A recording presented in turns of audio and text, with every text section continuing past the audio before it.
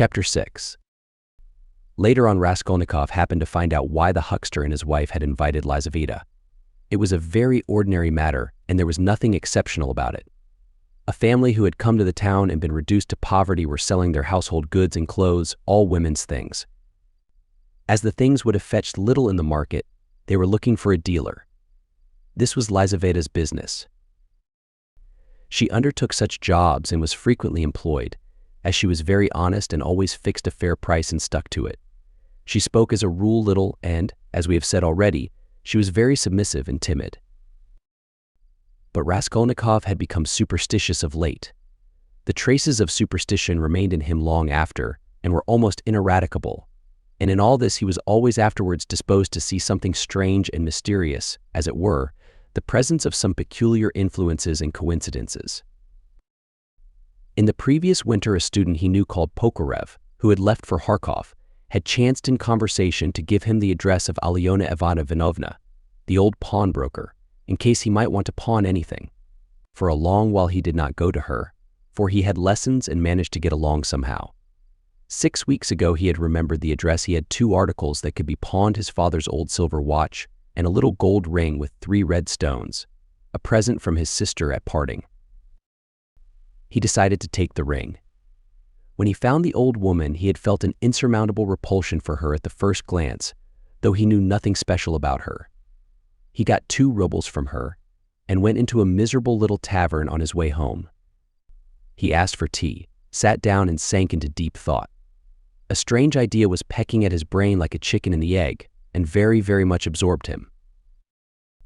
Almost beside him at the next table there was sitting a student whom he did not know and had never seen, and with him a young officer. They had played a game of billiards and began drinking tea.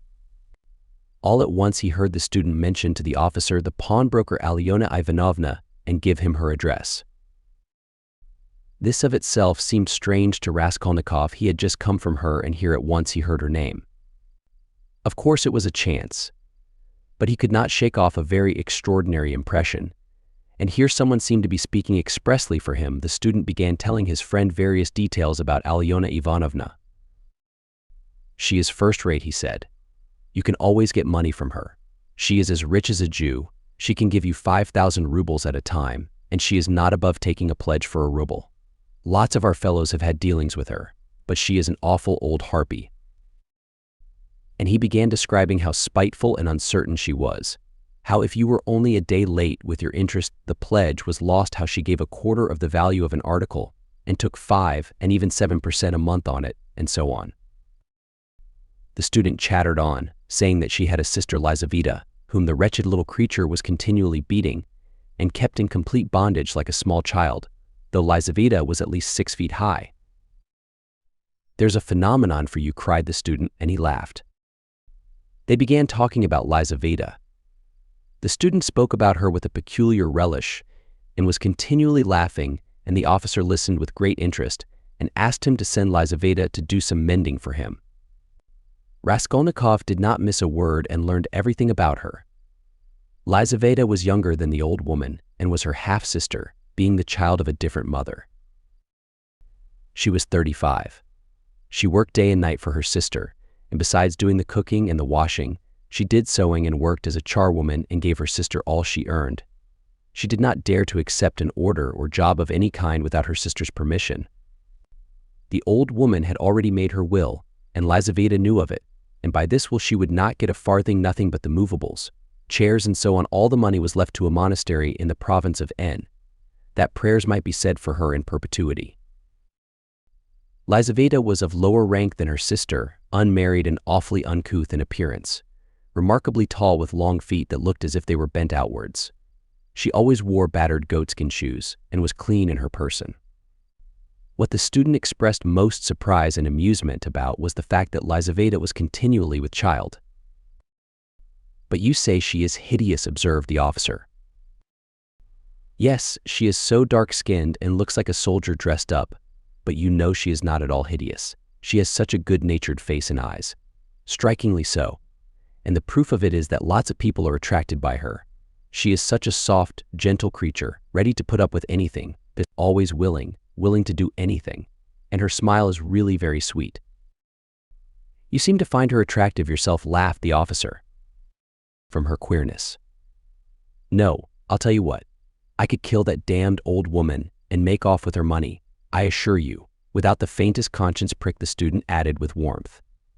The officer laughed again while Raskolnikov shuddered. How strange it was.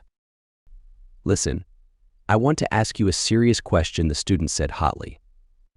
I was joking, of course, but look here, on one side we have a stupid, senseless, worthless, spiteful, ailing, horrid old woman, not simply useless but doing actual mischief, who has not an idea what she is living for herself, and who will die in a day or two in any case. You understand, you understand. Yes, yes, I understand, answered the officer, watching his excited companion attentively. Well, listen then. On the other side, fresh young lives thrown away for want of help, and by thousands on every side. 100,000 good deeds could be done and helped, on that old woman's money which will be buried in a monastery. Hundreds, thousands perhaps, might be set on the right path. Dozens of families saved from destitution, from ruin, from vice, from the lock hospitals, and all with her money. Kill her. Take her money, and with the help of it devote oneself to the service of humanity and the good of all. What do you think? Would not one tiny crime be wiped out by thousands of good deeds? For one life, thousands would be saved from corruption and decay. One death, and 100 lives in exchange. It's simple arithmetic. Besides, what value has the life of that sickly, stupid, ill-natured old woman in the balance of existence? No more than the life of a louse, of a black beetle, less in fact, because the old woman is doing harm. She is wearing out the lives of others. The other day, she bit Lizaveta's finger out of spite. It almost had to be amputated. Of course she does not deserve to live, remarked the officer, but there it is. It's nature. Oh, well, brother, but we have to correct and direct nature, and but for that, we should drown in an ocean of prejudice. But for that, there would never have been a single great man. They talk of duty, conscience. I don't want to say anything against duty and conscience, but the point is, what do we mean by them?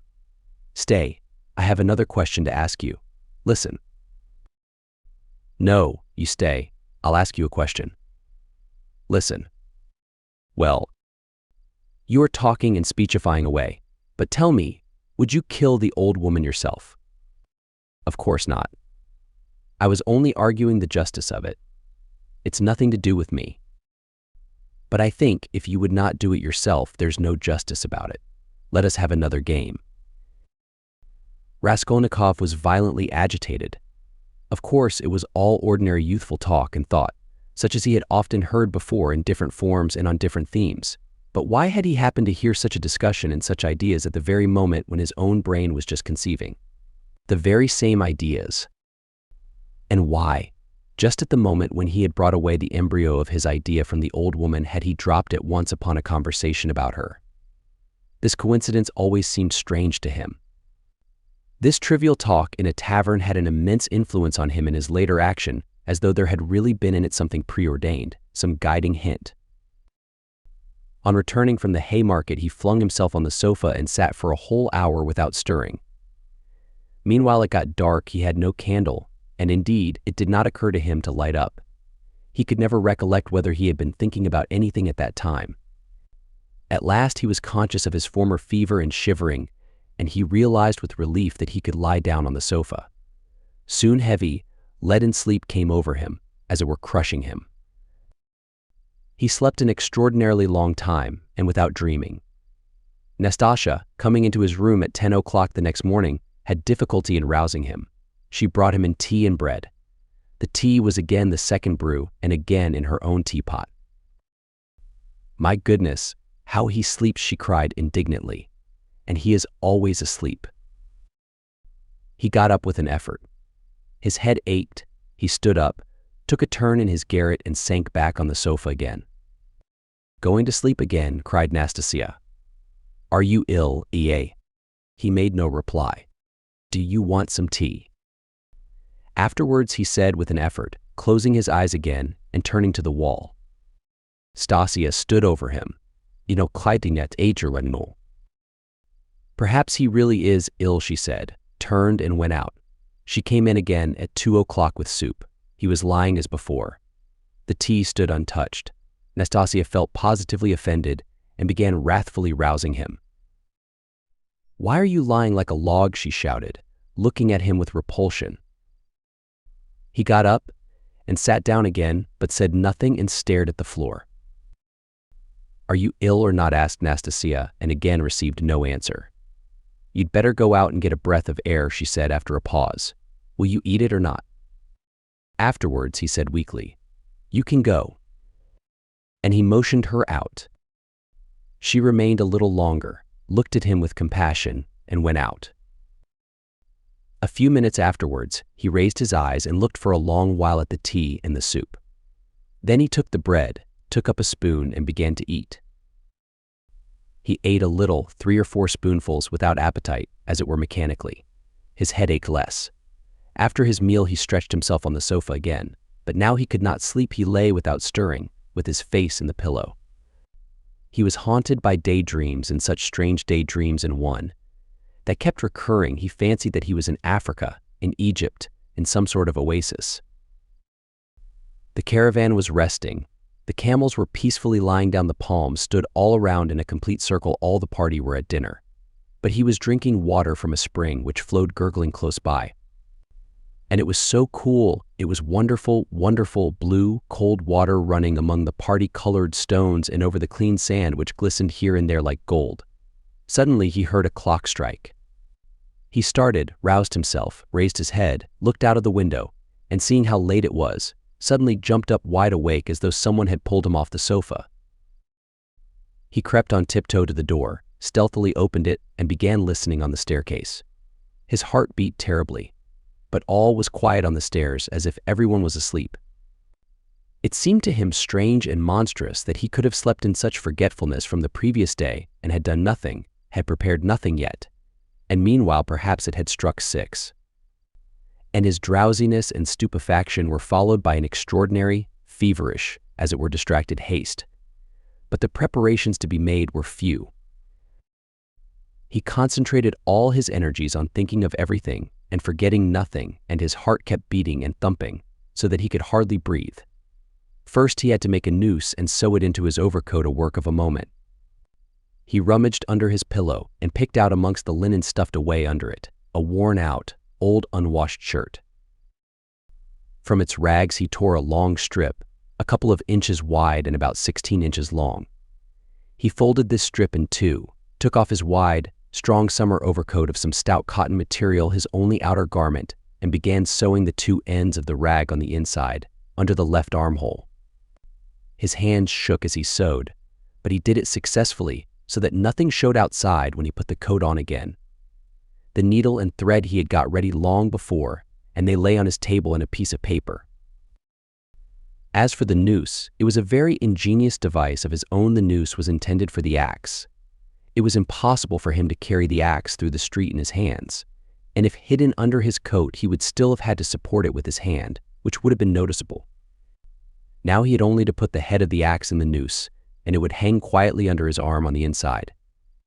Putting his hand in his coat pocket, he could hold the end of the handle all the way, so that it did not swing, and as the coat was very full, a regular sack in fact, it could not be seen from outside that he was holding something with the hand that was in the pocket. This noose, too, he had designed a fortnight before. When he had finished with this, he thrust his hand into a little opening between his sofa and the floor, fumbled in the left corner, and drew out the pledge, which he had got ready long before and hidden there.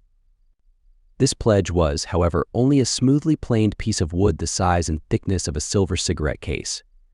He picked up this piece of wood in one of his wanderings in a courtyard, where there was some sort of a workshop. Afterwards, he had added to the wood a thin, smooth piece of iron, which he had also picked up at the same time in the street. Putting the iron, which was a little the smaller, on the piece of wood, he fastened them very firmly, crossing and recrossing the thread round them, then wrapped them carefully and daintily in clean white paper, and tied up the parcel so that it would be very difficult to untie it. This was in order to divert the attention of the old woman for a time, while she was trying to undo the knot, and so to gain a moment.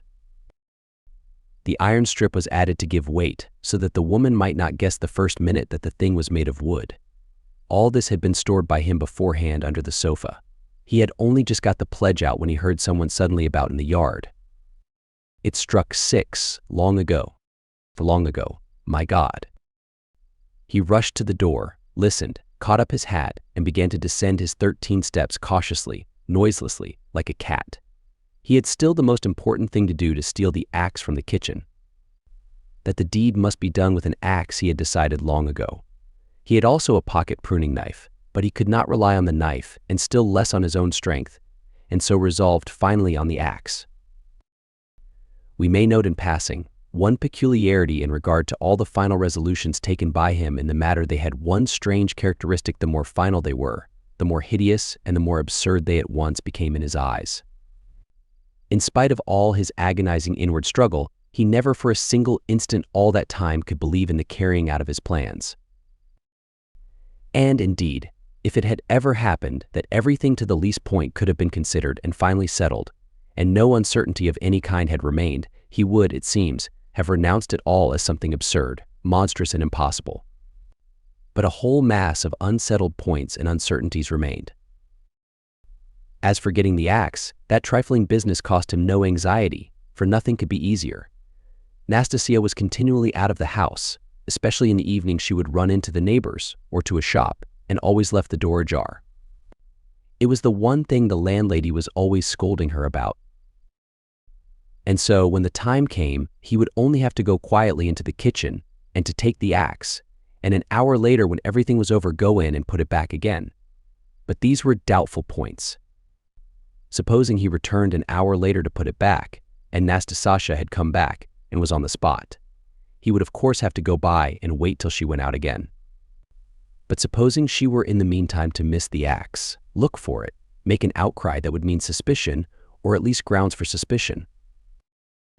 But those were all trifles which he had not even begun to consider, and indeed he had no time. He was thinking of the chief point, and put off trifling details until he could believe in it all. But that seemed utterly unattainable. So it seemed to himself, at least. He could not imagine, for instance, that he would sometime leave off thinking, get up and simply go there. Even his late experiment, i.e., his visit with the object of a final survey of the place, was simply an attempt at an experiment, far from being the real thing, as though one should say, come, let us go and try it, why dream about it? And at once he had broken down and had run away cursing, in a frenzy with himself.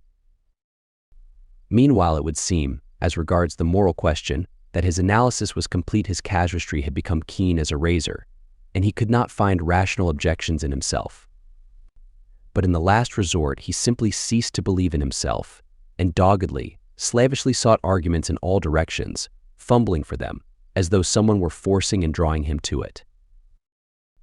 At first, long before indeed, he had been much occupied with one question: why almost all crimes are so badly concealed and so easily detected, and why almost all criminals leave such obvious traces. He had come gradually to many different and curious conclusions, and in his opinion the chief reason lay not so much in the material impossibility of concealing the crime as in the criminal himself.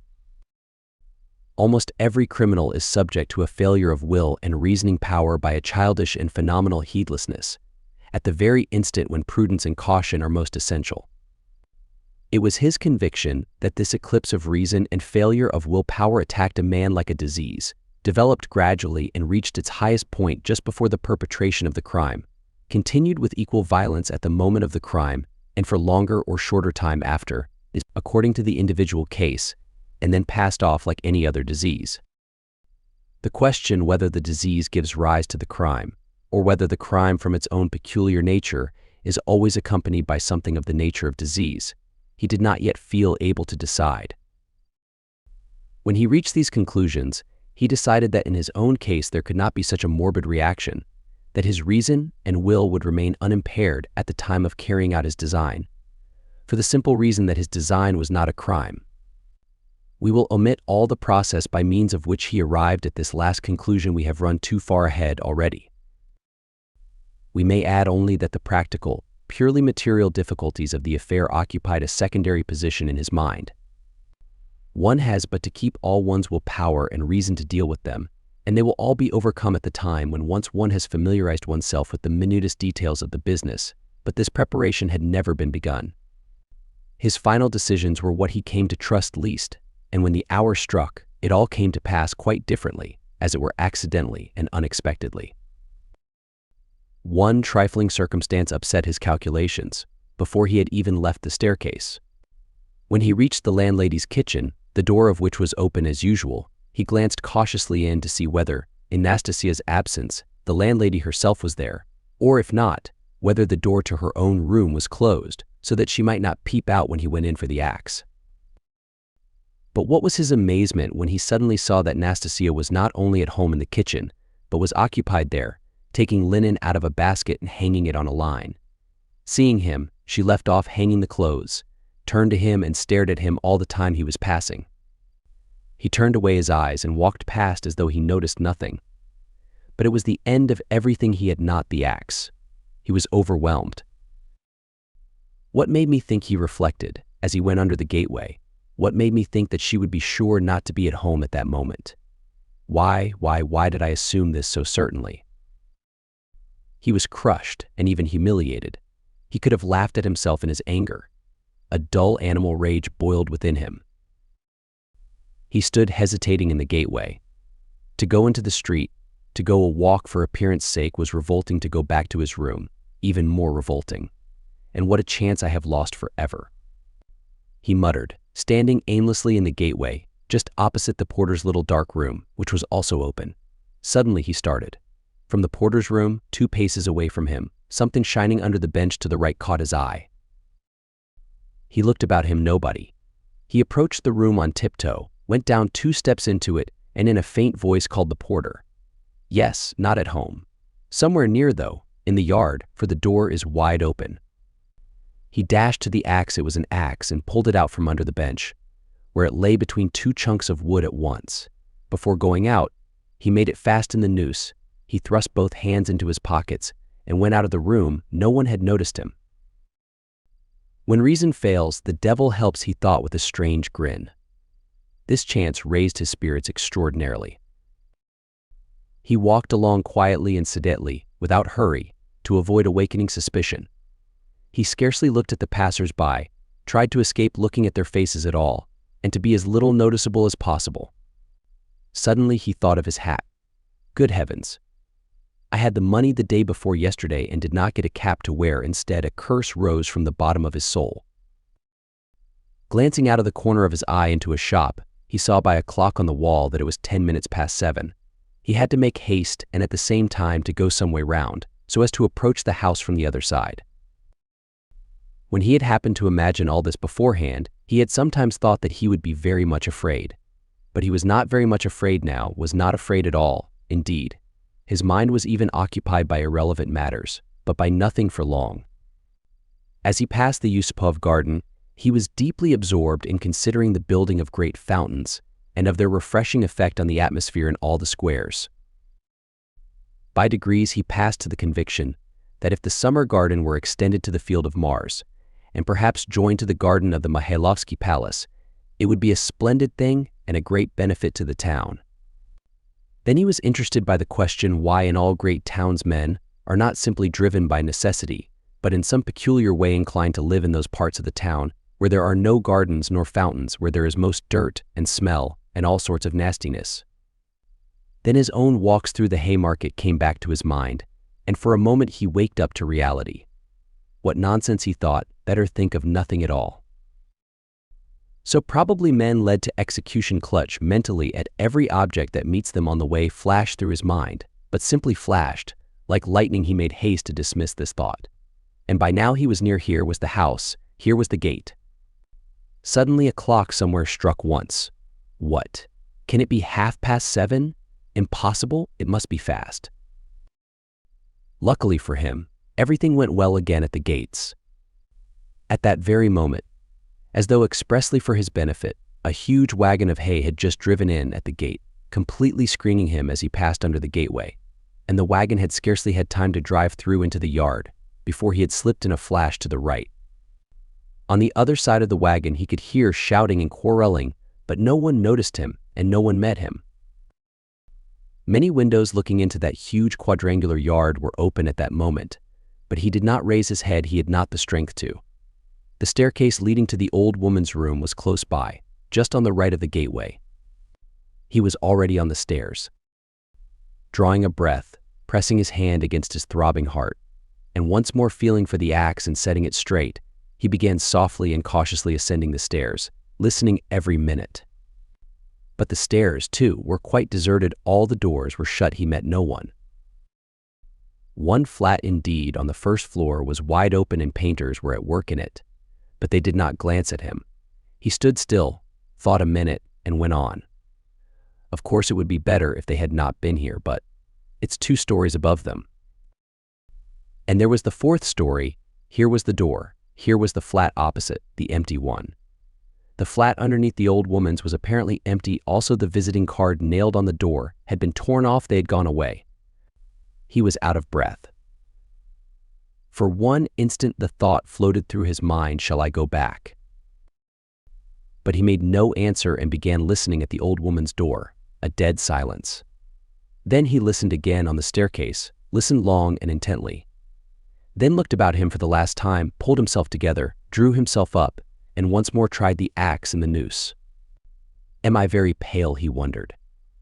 Am I not evidently agitated? She is mistrustful. Had I better wait a little longer, till my heart leaves off thumping? But his heart did not leave off. On the contrary, as though to spite him, it throbbed more and more violently.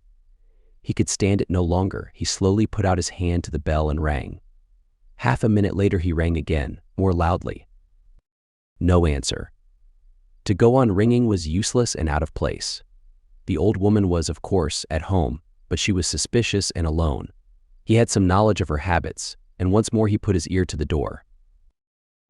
Either his senses were peculiarly keen, which it is difficult to suppose, or the sound was really very distinct. Anyway, he suddenly heard something like the cautious touch of a hand on the lock and the rustle of a skirt at the very door. Someone was standing stealthily close to the lock, and just as he was doing on the outside, was secretly listening within, and seemed to have her ear to the door. He moved a little on purpose and muttered something aloud that he might not have the appearance of hiding, then rang a 3rd time, but quietly, soberly, and without impatience, recalling it afterwards. That moment stood out in his mind vividly, distinctly, forever.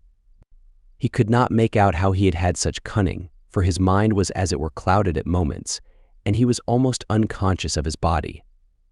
An instant later he heard the latch unfastened.